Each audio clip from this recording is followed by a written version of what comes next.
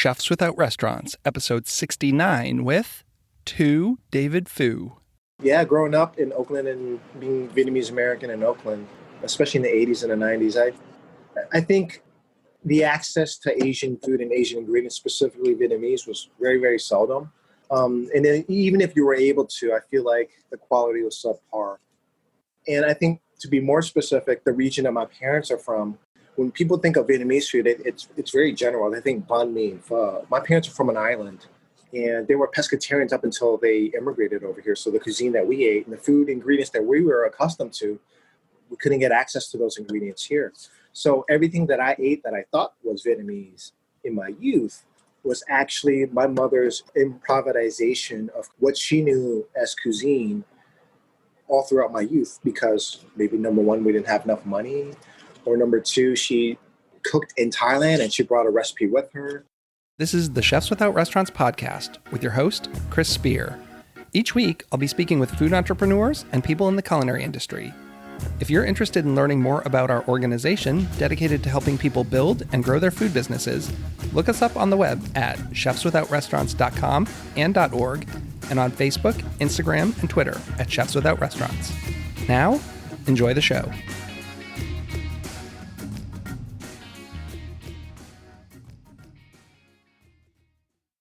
This is Chris Spear, your host of the Chefs Without Restaurants podcast.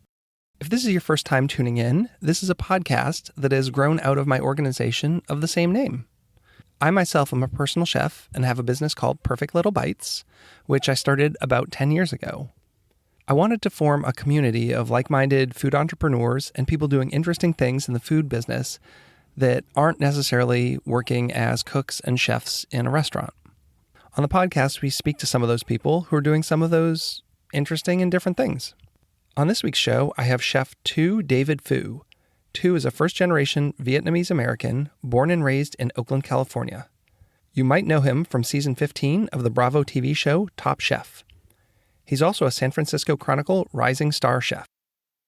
Tu uses the medium of food as a vessel for meaningful work, like cooking with incarcerated men in San Quentin prison and being a community ambassador in Oakland, working with Asian Health Services and the Oakland Asian Cultural Center. We discuss his upbringing and what life was like for his family coming to the United States after enduring 2 wars. Tu dealt with food insecurity, struggled with identity, and experienced some confusion around the foods that he ate growing up.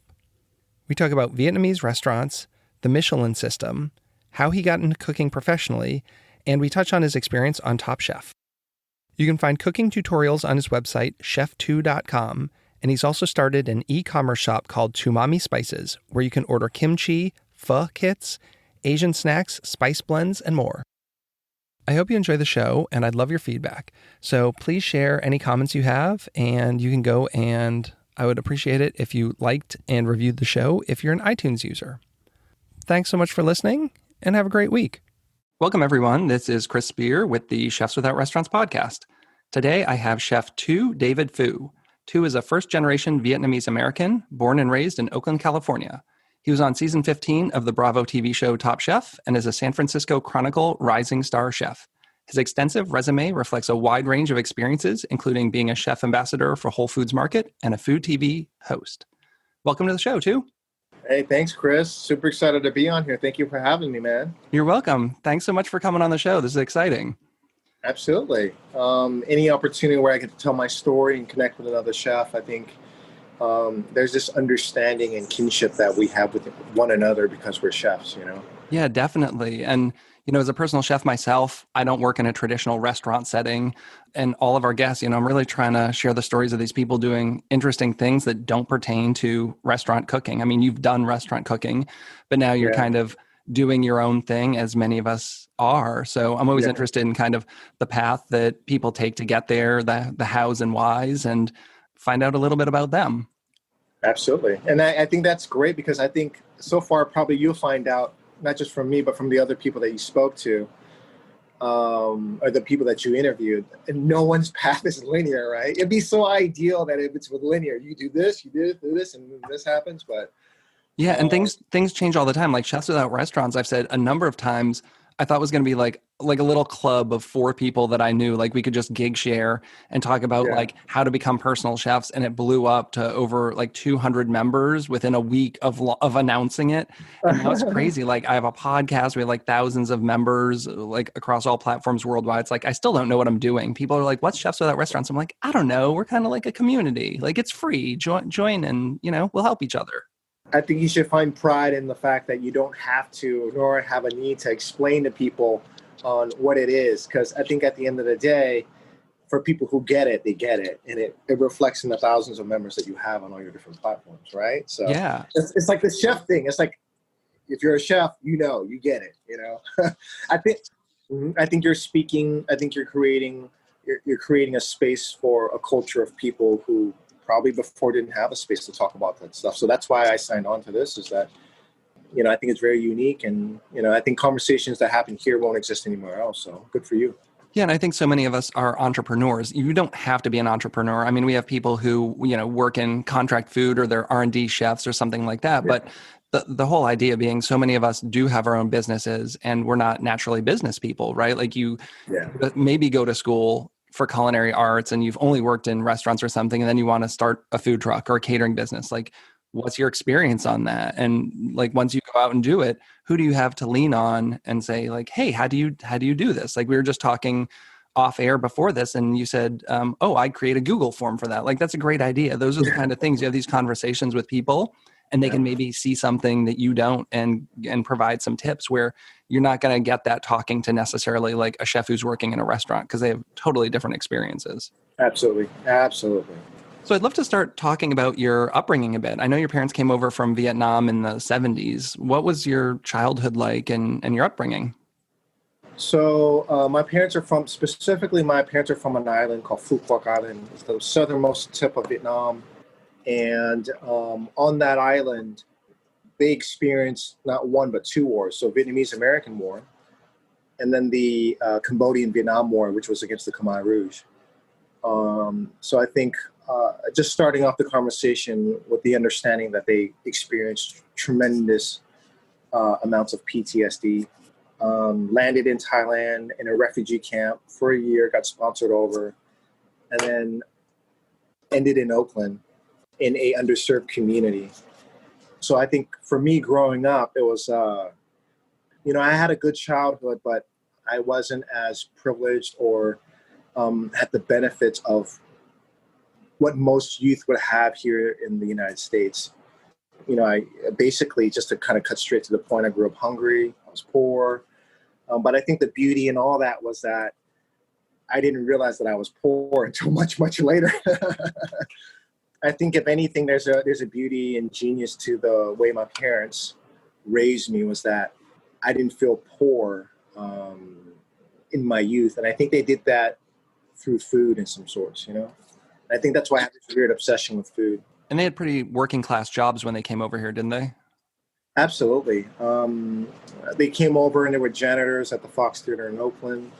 And one odd job led to the other, but eventually, or essentially, they became, my mother became a lifelong seamstress, now retired, and retired as a seamstress as well, too. My dad was a career-long fishmonger, and he's retired as well, too. I think fishmonger sounds a lot prettier than it actually is, but fishmonger work is extremely, extremely laborious and demanding on your body. He works night shifts, works in a cold refrigerator, and oftentimes, not to put anybody out there, but he worked under the table and got paid cash, So just kind of wrap things up and keep it fairly straightforward, as I feel like I come from fairly humble beginnings.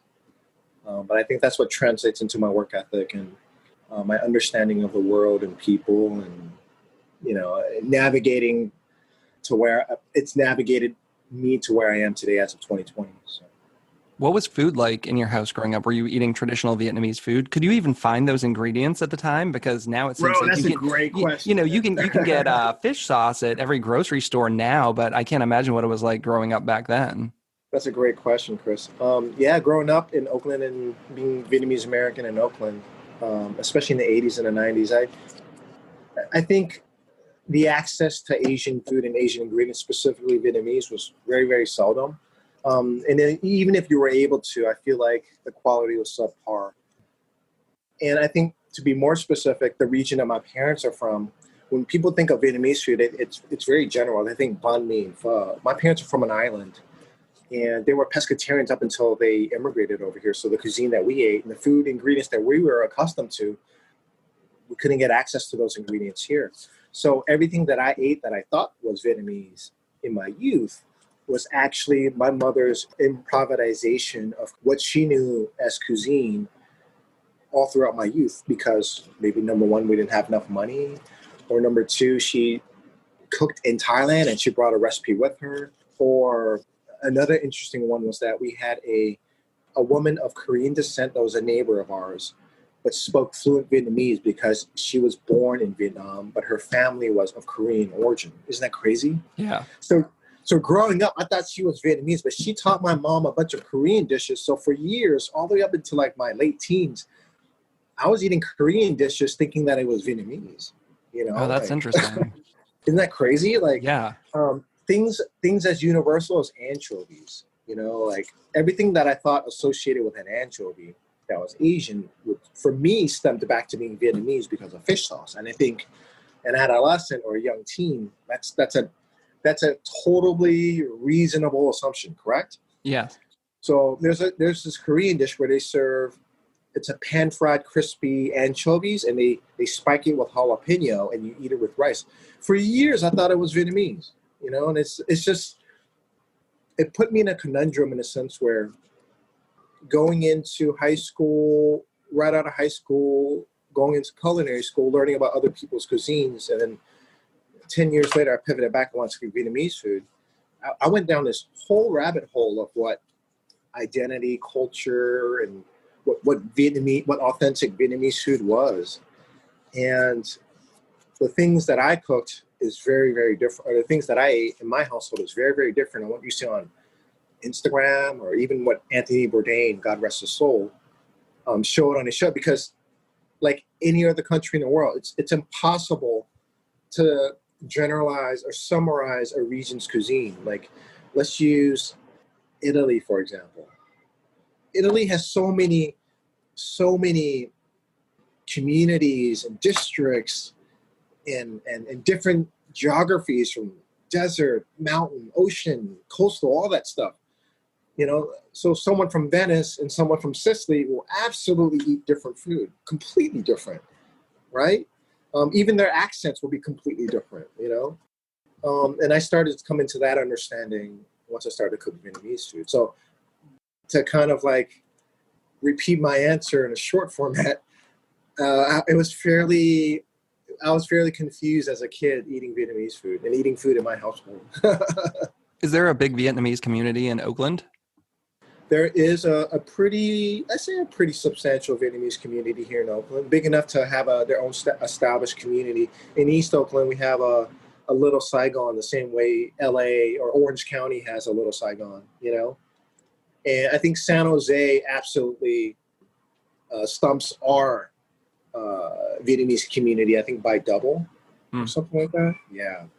I hadn't really experienced it till we lived in Seattle, like early 2001, 2002. And that was the first time I had ever been to a Vietnamese restaurant. Like, I grew up outside of Boston. We didn't really have a big community there. So I had never even had Vietnamese food until like 2001 when I moved to Seattle.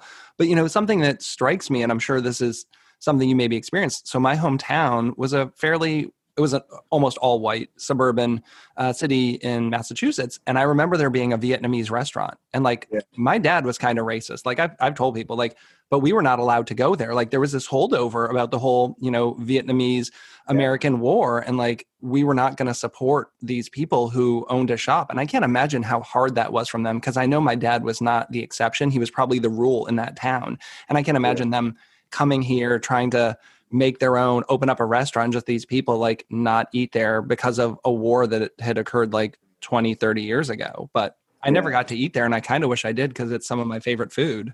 I appreciate that you said that. There's this recent independent film that I watched that made me shed a tear about U.S. American soldiers and veterans and whatnot, and Vietnamese immigrants. It's called Sea Drift. It was about the conflict between the Vietnamese immigrants that were taking up a small coastal town in Texas, and dispute between them and other generation-long white fishermen. And they were both combating for fishing territory along the coast. And I think both men were war veterans, one of them Vietnamese, the other American. However, both were democratic, you know. They were both fighting for pro-democracy, but they had a debacle amongst each other. They were fighting each other this whole time. And after a few arguments and conflict, a few people got seriously hurt. Another person died. And it took someone's death for that war veteran man to understand was that these people who are coming over are not the people we were fighting in Vietnam. They were the people we were trying to save, you know? And I know our country is amongst extremely difficult times at the moment. And no matter what, I think presidential candidates are one thing, policies and politics are another. But I really really believe in democracy. And I feel like if you put the right people in that system, I think democracy will prevail. You know, my family and my history of being Vietnamese and Vietnamese-American, like, we've suffered at the hand of the Vietnamese government, which I would try not to get into too much detail. And I feel that our opportunities here in the United States, we've been very, very blessed, you know. And I think, and I'm not trying to demonize people or certain cultures, but I do believe that there are certain individuals in the world that are born just evil, you know? Yeah. And I think it's things like democracy, whether it's in the United States or fucking Sweden or whatever other country that's practicing democracy, hopefully in the right ways, or even France or whatever. I feel like democracy prevents that, you know? Yeah, definitely. We don't live in a pretty world. I think people forget that. You know? Did you ever feel, I don't want to say ashamed, but like embarrassed of your culture? Like, I know there's a lot of people who come over from other countries and even first generation who trying to Americanize themselves. Like, my wife has a friend whose family came over, and, you know, my wife talks about her friend changing his name to an American name because, you know, whatever was just easier to go by his American name than his Vietnamese name. Yeah. Like, did you ever go through anything like that? I don't know if I had a self-shame. So first, I'm very proud to be Vietnamese. I'm very proud to be American. I think all those come with growing pains, no matter what generation or decades you come with, you know. And I think in my youth, I did have I don't know if it's a self-shame, but I did have a struggle with identity in a sense where I didn't know my own culture. I didn't know my own history. Mind you that my parents had PTSD, so they didn't tell me anything about Vietnam or the history of the war. All I knew was that, you know, they tried to assimilate in a sense where they said, if you be more American, that would be more ideal for you. Because just to give you more detail, my dad is half Khmer, meaning that's half Cambodian. And during the Khmer Rouge War and era in the late 70s and early 80s, found out that he was Cambodian, they would kill him. It's kind of also in relation to the Nazis because it was genocide, right? You know, and I've had this conversation with older Jewish people who experienced Nazis and whatnot, was that the trauma that instills into someone where they have to hide who they are in fear of death, you know? Yeah, I can't imagine. So I feel like that's where my parents were coming from. And I think for me, I was always naturally curious, and I always wanted to wonder why. You know, and I had a American name, but I always embraced my Vietnamese name ever since I was little because the region that we're from, we didn't look like everyone else, every other Vietnamese immigrant or Vietnamese-American here in California. I don't know if you could tell, but I'm a big guy. I'm like 220, 6'2", 6'3". That's pretty big. And I've always been a big kid, you know, so I was never just physically on a very judging sort of general scale. If someone saw me on the street, it's very seldom that they would, even if they were Vietnamese, it's very seldom they would associate me with being Vietnamese. I was always mistaken for something else, like Hawaiian or Filipino or whatever that's not Vietnamese, you know? It's all the hormones in the American food and milk, right? Well, my dad's a big guy too. He's because we're islanders. We're from an island. We're islanders. That's both patriarch and matriarch. So the structure and build from both families. My mom, all the men were skinny and tall, and then my dad's side, everyone was thick, like they looked like Hawaiians. And I think it goes not just the diet here, but it goes back generationally because we ate a very high protein ocean diet. My dad, for an Asian man, I mean, he's in his mid 60s now. So, and as you get older, you shrink a little bit, but I think he's like 5'10", and he's what, 200 right now. He's like 260. Wow. He's a big dude. Yeah. So I think that's the thing is that I think more so in what we think of everyone has some sort of prejudice, but I think it's the effort to correct them. Right. But I think our prejudices around people of origin in terms of like skin color and continental link, like Asia, Africa, and all that stuff, I think a lot of it's incorrect. And I think more so, I think you said it was that I think people's sizes are more reflective on their diets, what they eat. Like there's no way to be big and strong if you've been malnourished generationally, right? It just doesn't make any sense, right? Not at all. So how did you get into food and cooking? Is it something that you just decided, like at what point did you think, oh, I want to go and become a chef? I think I spoke early in the beginning that I have this very strange relationship with food. I think mainly because I grew up very hungry. I think I've always loved food, and I think in the environment that I grew up in, just to kind of shoot straight to the point, I don't feel like there's a lot of celebratory moments. I don't think there was a lot of joyish moments in my childhood. And the memories of food that I do have are, the meal that I imagine or that I recall in terms of my youth. Other people would say, I remember my mom would make my birthday cake, or, we would have a 10-foot tray of lasagna or turkey dinners. I didn't have those sort of memories as a kid. I mean, there were moments where, we would go to other people's houses and there'd be a grand feast, or every few times a year where we have like a lot of food. But I think for the most part, there's this one meal that I always remember is that my mom would get chicken bones from the butcher shop. Because back in those days, butcher shops would throw away chicken bones like nothing. And they would leave it out for people to take home and get soup. They never charged for chicken bones back in the day.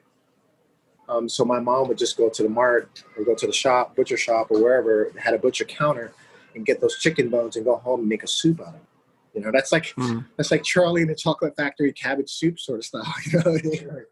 And we had that with rice. That was my constant meal as a kid. And I remember growing up very, very hungry. And mint, when you start to grow, it's like an invasive species, right? It grows everywhere. Oh yeah, we had to pull ours out. Yeah. Right? So it was that in mint.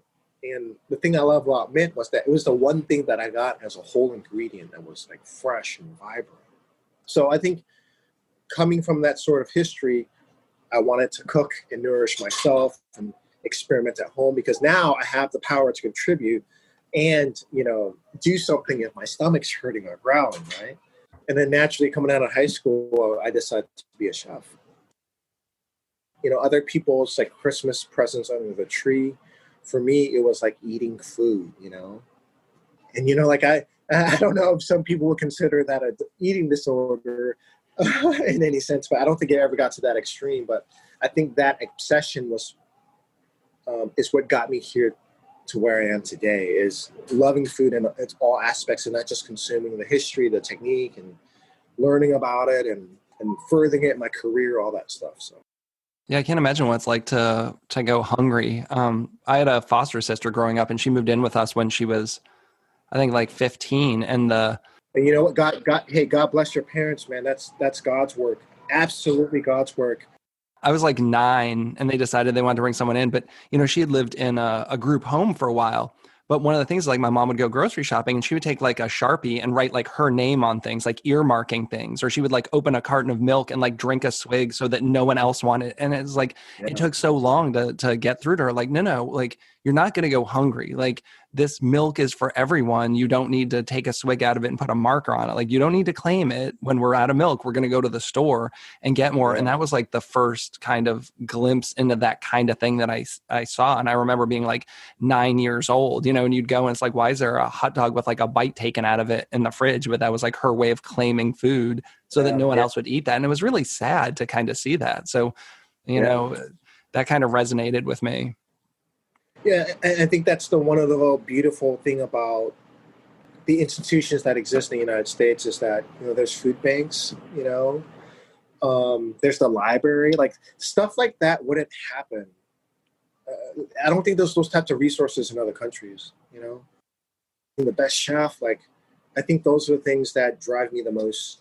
You know what I mean? Is those types of stories and the magic you and I make on a plate. We have that power to, with our resources, not just change somebody's mood, but makes a small difference in a person, in a day, in a meal, in many meals, whatever it is. You know what I mean? I think that's the beautiful part about food.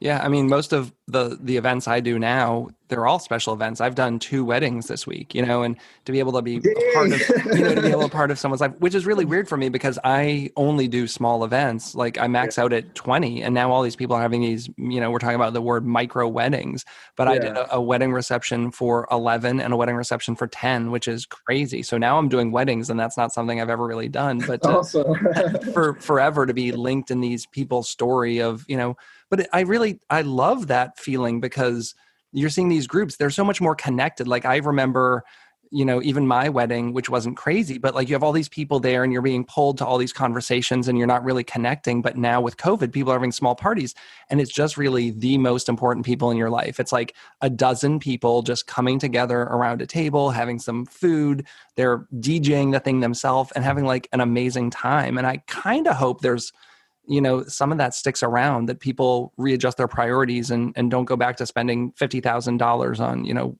one huge wedding reception. Although I'm sure caterers don't want to hear that, but you know.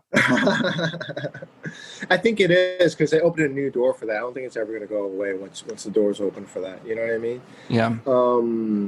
But yeah, I think I really appreciate, like you said, the power that food has. You know, I think just through the power of food alone, it took me into San Quentin, which is a penitentiary here in California. And it took me there to be a volunteer, to work with incarcerated men, to kind of heal them through food. And I've worked with, you know, Slauson Ave, Los Angeles Crips, Aryan Brotherhood individuals, you know, and they've been rehabilitated, but them cooking along other people who don't look like them in that sort of space, I think that was, I continually feel blessed that I was part of something like that provided healing, you know? So why that, like, why them? What made you decide you wanted to go work with them in particular? Well, growing up in Oakland, my experiences mirrored a lot of my peers' experiences in terms of like our youth and what we've went through and what we've been through and all that stuff. However, their lives went a different route. And I felt that I was in some magical universal blessing or whatever it is, whatever you want to call it, I was able to stay on my path. And it really bothered me because I couldn't understand why. And I think the explanation, the default explanation for most would be like, I did better, I'm stronger, I'm better. I thought that was complete bullshit, you know? And it really disturbed me as I got older and going into my adulthood. Those same peers, a lot of them have already passed away. You know, they were either murdered or they were either a victim of a murder or they were somehow caught in like some sort of weird debacle that involved some sort of like freaky violence, you know. And I think that always stuck with me. And you know, whether you're a kid from Oakland or a kid from Boston, Massachusetts, at the end of the day, when you're a baby, you're a child, that innocence starts with everybody. Everyone's the same in their youth. So I know these individuals of who they are in their youth, you know, and who they really are before they were scorned.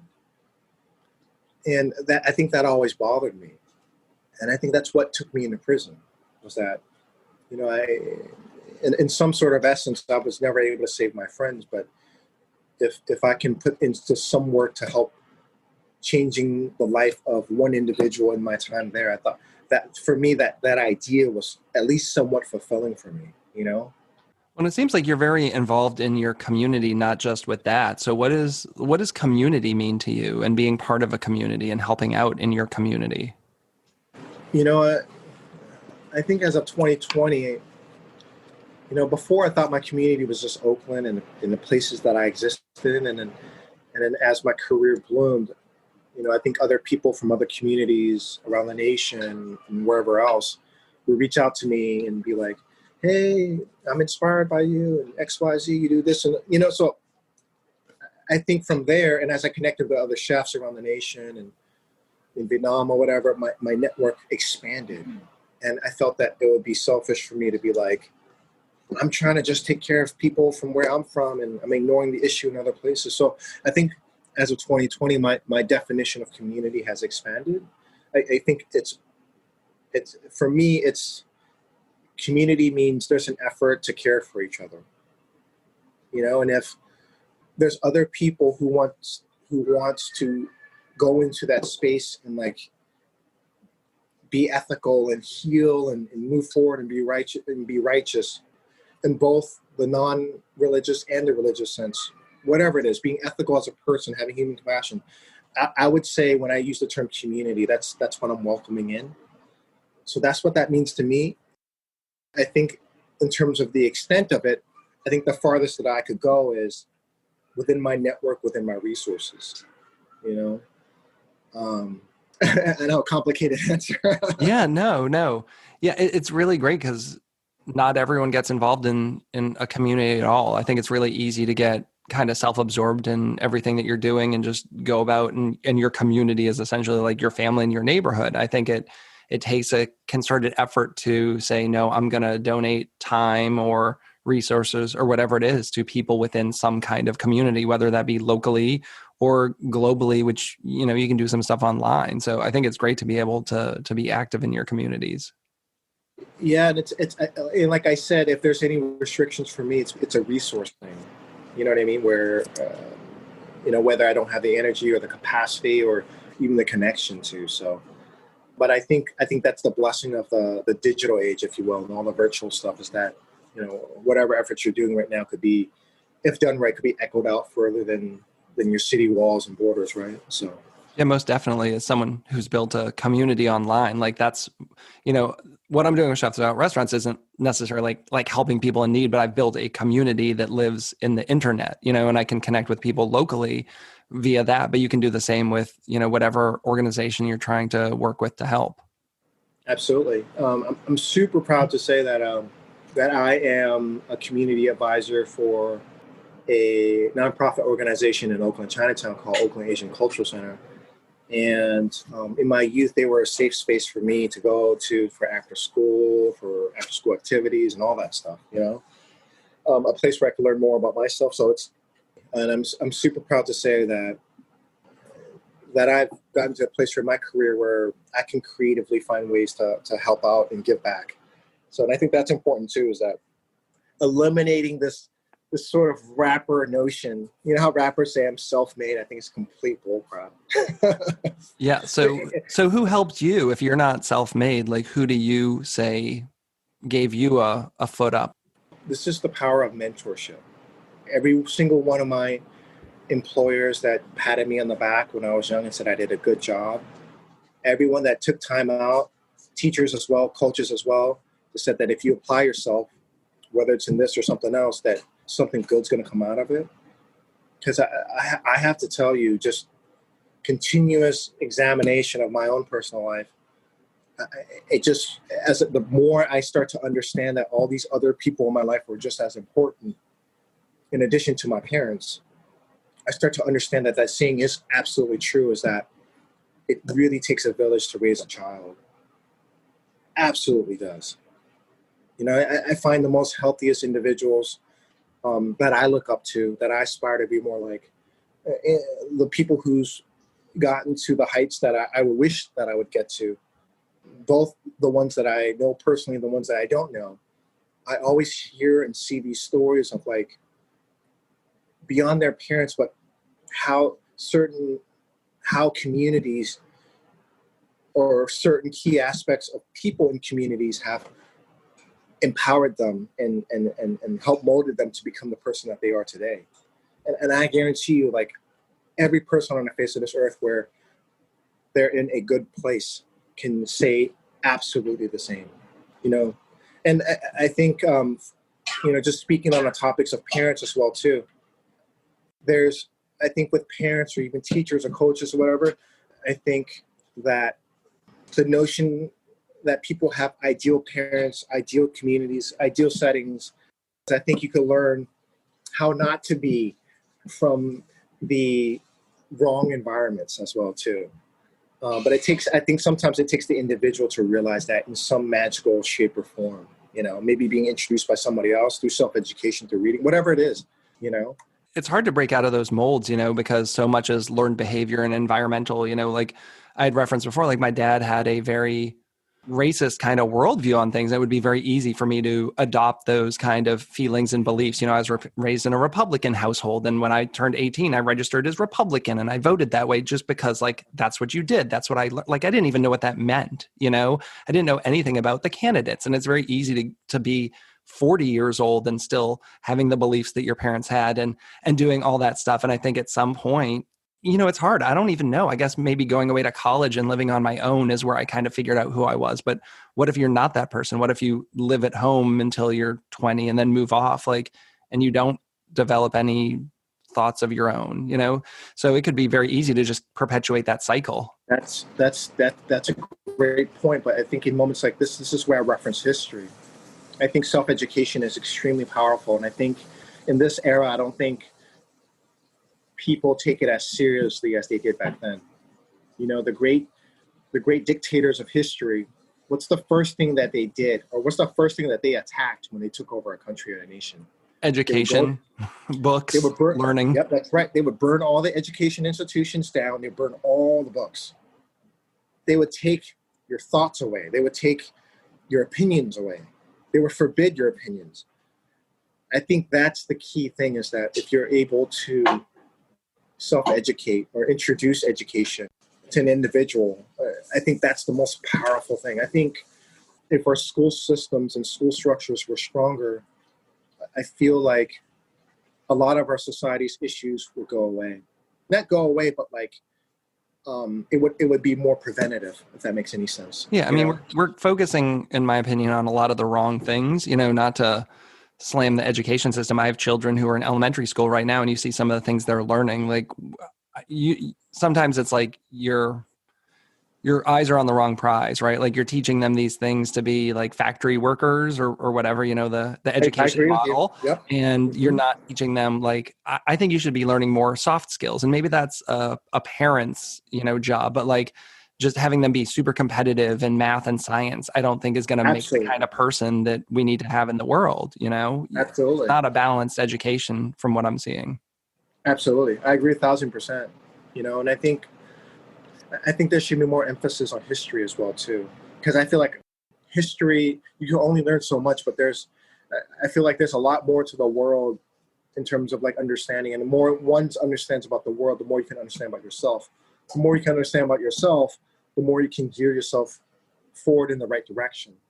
I'm a big history fan. I'm a big English fan, in terms of grammar. I didn't go to college. I had to learn all this after the fact, sort of like an alternative way, if you will. I'm super passionate about public speaking too. I think speaking correctly, speaking in front of audience, speaking to lead a team, those are absolutely extremely powerful assets that I feel in my education, I don't know about now, was absolutely undervalued, Yeah, I'm appreciative. When I was in college, I have a bachelor's degree in culinary arts, but for the last 2 years, you have to take a public speaking class, you have to take a business ethics class, you take So all these things. And I remember so many of the students being so upset about that, like, I'm here to be a chef. Why the hell am I taking public speaking? It's like, well, if you want to move up the ranks, like eventually you're going to need to be able to communicate effectively with your teams. And absolutely, business ethics absolutely, makes sense. Like, who wants a shady absolutely, businessman? I think absolutely. more restaurateurs probably should have taken a business ethics class. Absolutely, man. So you went through some really well-known Michelin-starred restaurants. When did you decide that that wasn't the path for you? That you enjoyed your time there, but it didn't really kind of resonate with who you were as a chef? I think for my family history and the source of cuisine for me was always matriarchal. And I think culinary school for me was very patriarchal. Um, and not that that's a good or a bad thing, but for me, those two styles were so different, and in addition to that, patriarchal versus matriarchal, my mom being from the region where she came from and experiences she's been through, she would tell me that bitter is good. Your classic French trained chef would say, eliminate as much bitter as you can. You do not want bitter, Yeah.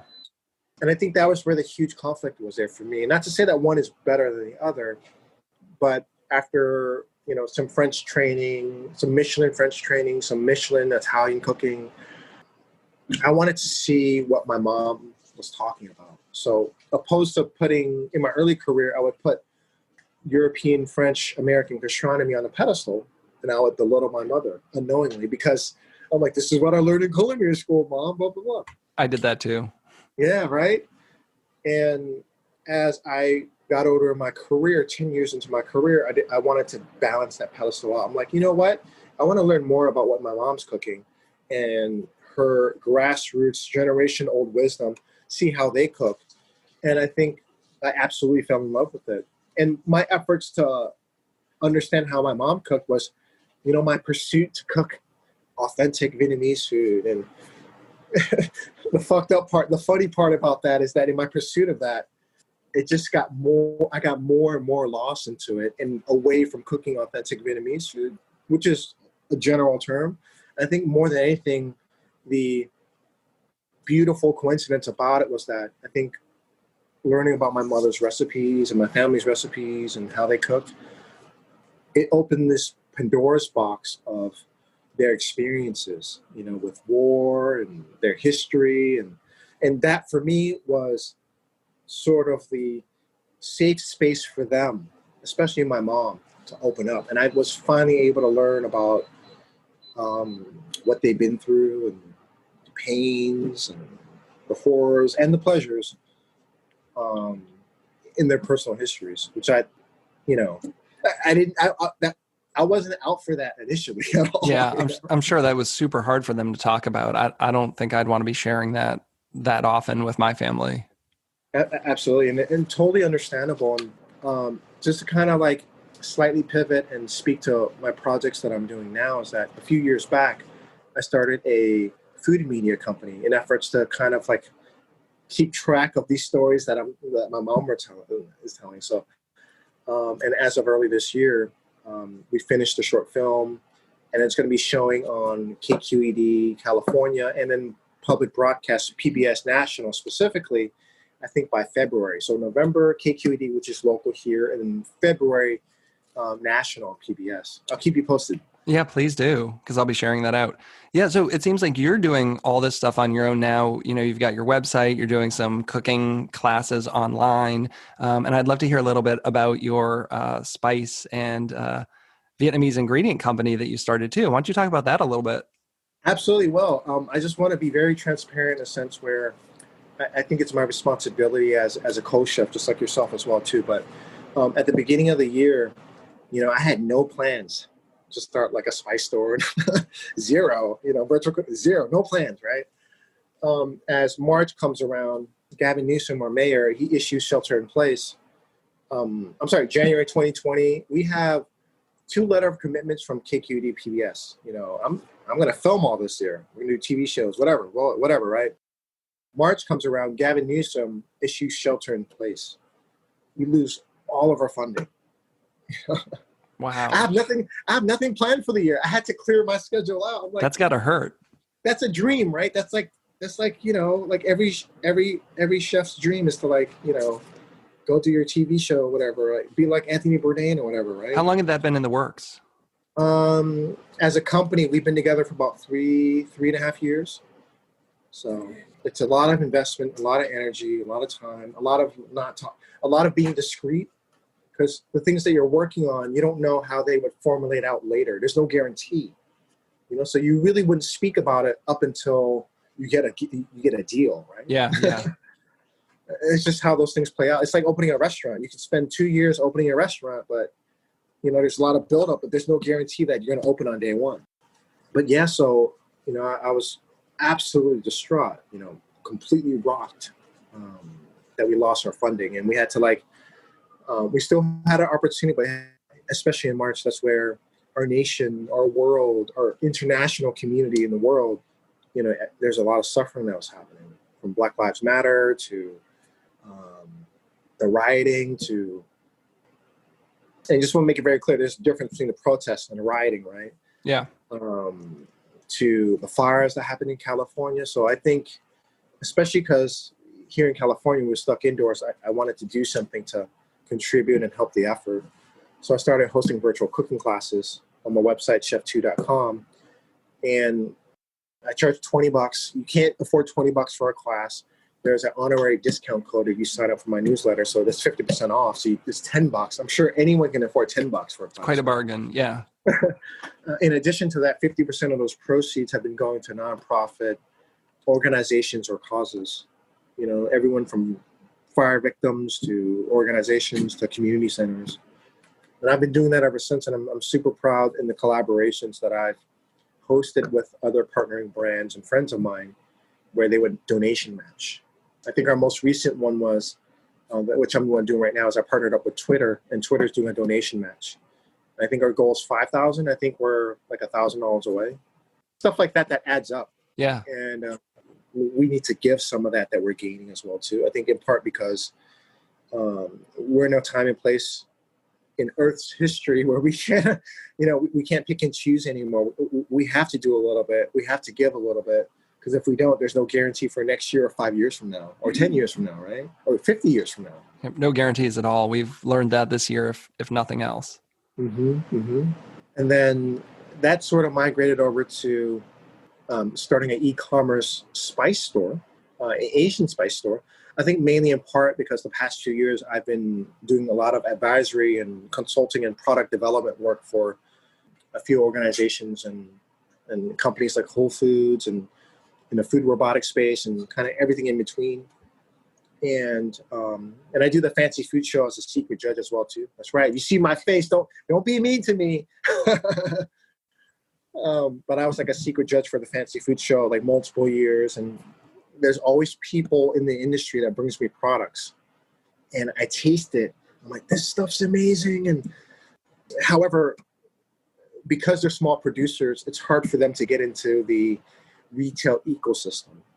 And it was because of the pandemic where direct to consumer, straight from producers, became an open channel.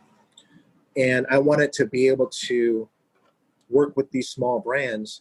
And these are Asian producers, not just from Asia, but all over the world, domestically and internationally. And I'm just saying Asian because respectfully, those are the ingredients that I know best. I think it'd be unfair for me to grade the quality of, balsamic from Italy or marinara sauce or something like marinara. That. Yeah. And I'm not talking about appropriation, but I would be appropriating if I pretended that I was an expert at it. You know what I mean? However, if I grew up in Italy and I made balsamic all my life, absolutely. So, but that's just the things that I know best. And those are the products that I get the most of. I wanted to create a platform to help these products, not just promote, but connect to wholesalers and whole buyers and direct to consumer and all that stuff. And so far, it's been an absolutely fun project because I'm able to get these small producers' products into quite a few people's hands and quite a few retail outlets. So, I hate using the term like influencer because you're a chef, but like that's what an influencer is, right? Like someone who has some influence. I think with a chef having a platform where you're getting Yeah. more people, you can hopefully get that product to more people. And then, Yeah.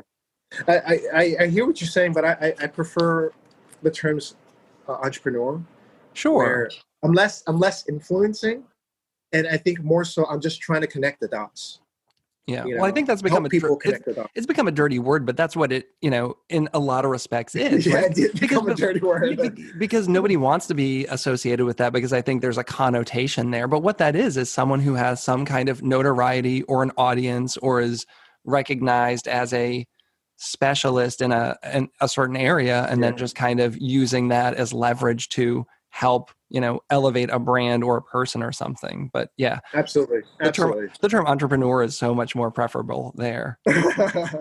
As far as Vietnamese food goes, are there any Michelin rated Vietnamese restaurants, at least in America? Like, and if not, like, could there be a 3-star Vietnamese restaurant? I think I'm speculating on how Michelin works. I'm not exactly sure, right? But I'm speculating if there were to be a 3-star Michelin restaurant that would a Vietnamese themed, I would imagine it would need to start in Vietnam first to get the full round experience. It would just make sense in terms of like accessibility of ingredients and full experience. Like, for example, I think a restaurant is dubbed with 3 Michelin stars if it's a restaurant that attracts people from other countries to go to your country. And respectfully, with that sort of understanding about Michelin, my very limited understanding about Michelin, I think that'd be very, not impossible, but very difficult to do in a place like the United States. It would just make more sense, because 3 Michelin star restaurants, it's like going into like, you're going on an adventure. Yeah. When you go to French Laundry in Napa, you are going to the culinary institution that defines the Yountville Napa region, period, right? You're going to the pinnacle place that defined the Mediterranean gastronomy-wise in Spain, and I would feel the same way for a Vietnamese restaurant or a Vietnamese institution, if you will, that were 3 Michelin star rated. I do know of, I believe he's a Bib Gourmand. Bib Gourmand, I think, is a recommendation from Michelin. It will never qualify for 1, 2, or 3-star because of its price point. I think Yeah, I it's think like, they call them like exceptional value or something like that is yeah, the term exceptional they value. use. There is a Bib Gourmand named Hai Su in Chicago, and I've heard nothing but amazing and high praises of that Vietnamese establishment. And I guess not just even the level of Michelin, but I haven't seen a lot of like formal dining Vietnamese restaurants. I don't even Yeah, usually eat in them that often. I do takeout. Like I think of takeout all the time, or it's a place I go with my family, but where are those white tablecloth Vietnamese restaurants? I think once again, I think it will come, but I think it'll come later. Obviously post-pandemic, but I think if you notice all of the 3 Michelin star restaurants that exist around the world, they all exist in fairly strong economies that have a strong reflection of tourism. So like Japan, Hong Kong, Italy, France, Spain, United States, South America, and Mexico, their tourism is cranking up. So they've had their first 3-star, I think, like 2, 3 years ago. Is Yeah, I that mean, right? you look at places like Pujol. I don't know if Pujol's a 2 or 3-star, but down in Mexico, like they're formal kind of fine dining Mexican That's true. food, and Mexican food isn't something that a lot of people, especially in the U.S., thought of as being fine dining a number of years ago. And then So Enrique comes over here and opens up a couple of restaurants in New York, and then it kind of starts to grow and it's elevating Mexican cuisine. And I wonder, like, could Vietnamese food get there? You're seeing it with some upscale Indian restaurants and such. And I still kind yeah, of see more like mom and pop, very small Vietnamese type restaurants. and I think this is something to address as well too. I feel like Michelin is very patriarchal, and um, I think that comes with some sort of like um, gender restrictions. And I think the truth of the matter is, I think if you look at the world, there's women chefs with men. Period.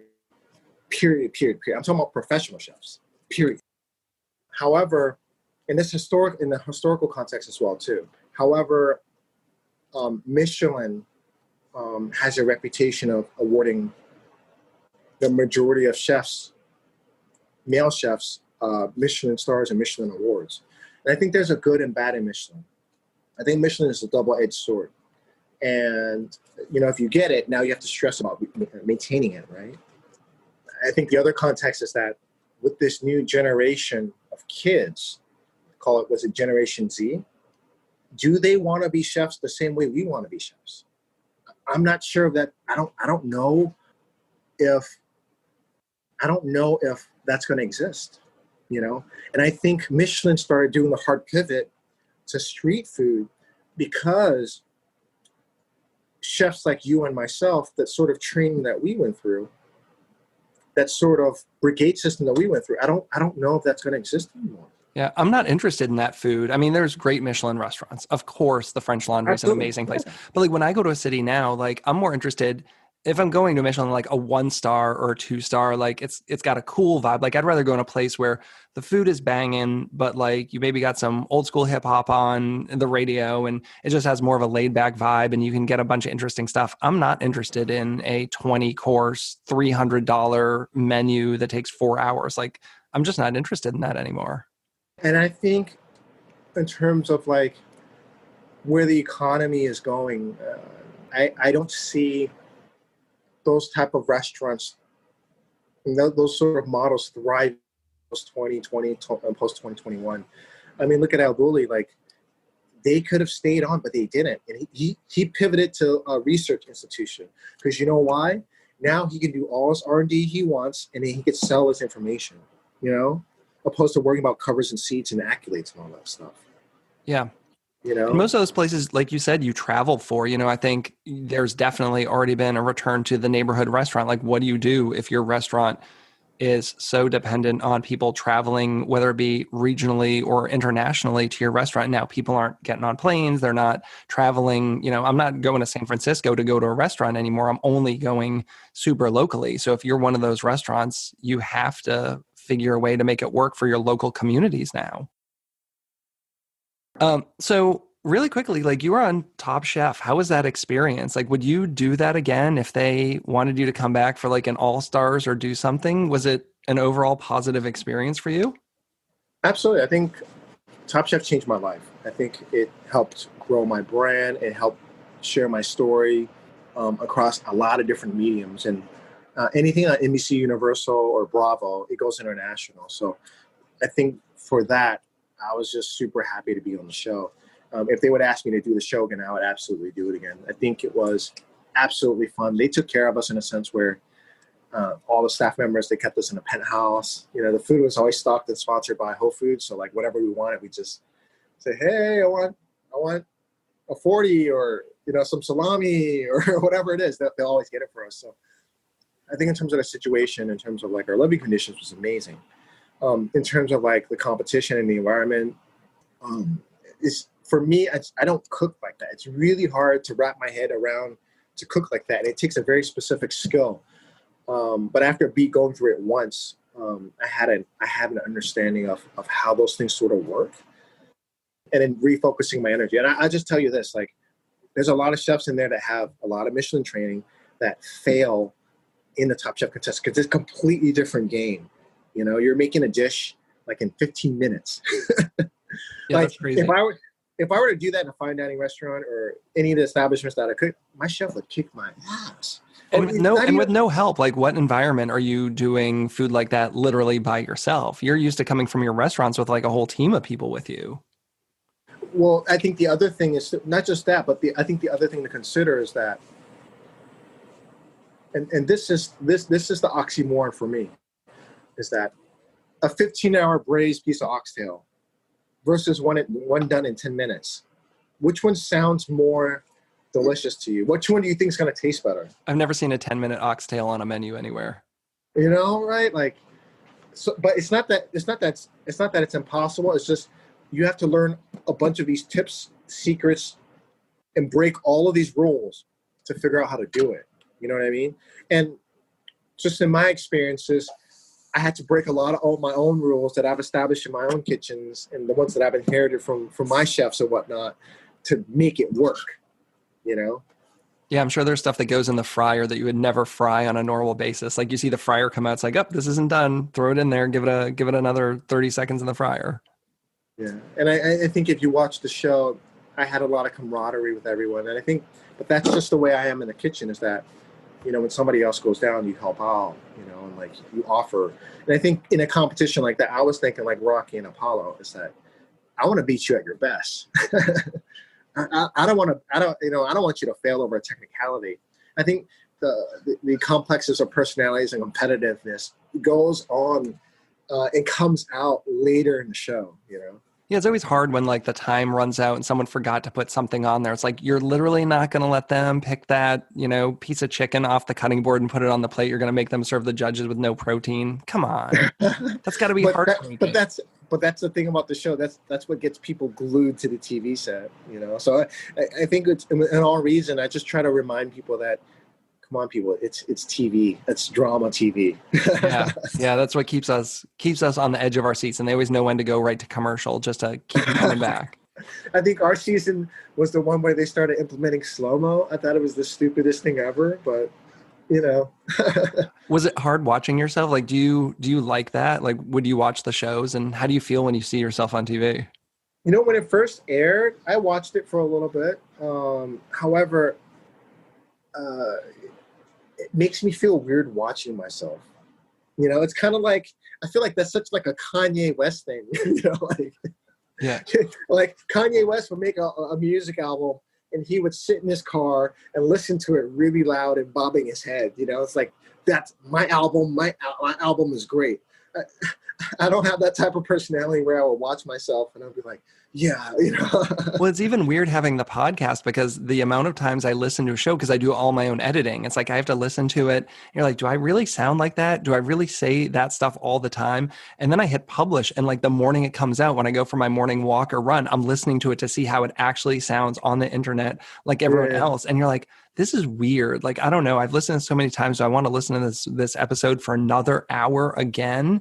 And do I really sound like that? It's funny. It's a weird thing. And I'm still not quite used to that yet. I do the same thing because I edit my cooking classes, and I upload them so people could stream it. But yeah, it's like, I'm pretty sure you do this with audio too, but there's a part where you have to cut out and you're listening to the same sentence that you said, or same phrase you said like 20 times. Like, this is a.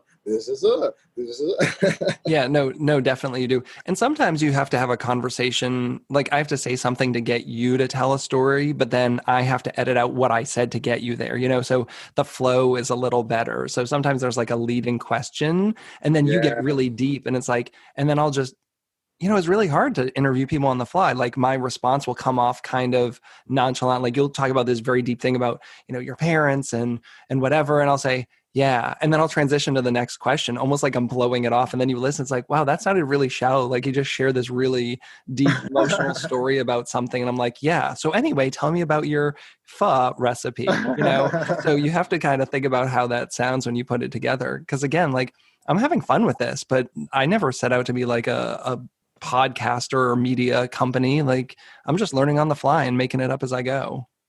I think you'd be deemed, for me, as a person who helps tell stories, and I think the work that you're doing is, you are a journalist of the 2000s.